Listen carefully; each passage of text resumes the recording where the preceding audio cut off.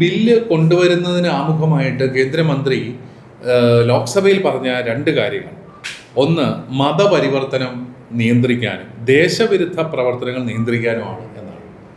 അപ്പോൾ അങ്ങനെ വരുമ്പോൾ അതിൽ നമ്മുടെ ഇതുവരെയുള്ള അനുഭവങ്ങൾ വെച്ച് വീണ്ടും ടാർഗറ്റഡ് ആകാനായിട്ട് പോകുന്നത് ന്യൂനപക്ഷങ്ങളാണ്. അതുകൊണ്ടായിരിക്കാം പ്രതിപക്ഷ നേതാവ് ആ രീതിയിൽ പറഞ്ഞത്. ന്യൂനപക്ഷങ്ങളെ ലക്ഷ്യം വെച്ചുകൊണ്ടുള്ളതാണ്. ഇപ്പം തന്നെ മതപരിവർത്തനത്തിൻ്റെ പേരിൽ തന്നെ എത്രയോ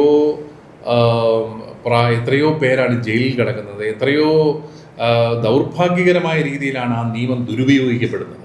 എന്തു വന്നാലും മതപരിവർത്തനം എന്ന് പറയുകയാണ്. ഇപ്പോൾ ഉദാഹരണത്തിന് ഒരു സ്കൂളിൽ ഒരു കുട്ടിയെ യൂണിഫോം ഇടാത്തതിന് വഴക്ക് പറഞ്ഞാൽ പോലും മതപരിവർത്തനത്തിന് ശ്രമിച്ചു എന്ന് പറഞ്ഞു പിറ്റേ ദിവസം കേസ് വരികയാണ്.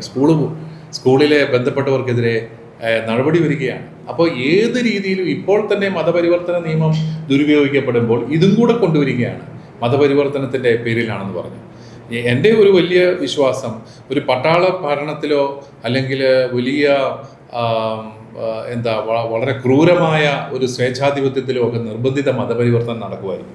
ഒരു ജനാധിപത്യത്തിൽ നിർബന്ധിത മതപരിവർത്തനം നടക്കുമെന്നുള്ളത് അതൊരു വലിയ മണ്ടത്തരമാണ് എന്നാണ് എനിക്ക് പറയുന്നത്. കാരണം ഒരു മനുഷ്യനും അങ്ങനെ ആരെങ്കിലും നിർബന്ധിച്ചാലോ എന്തെങ്കിലും ആനുകൂല്യങ്ങൾ കൊടുത്താലോ അവൻ്റെ ദൈവത്തെ വിട്ടുപോകുമെന്ന് എനിക്ക് തോന്നുന്നില്ല.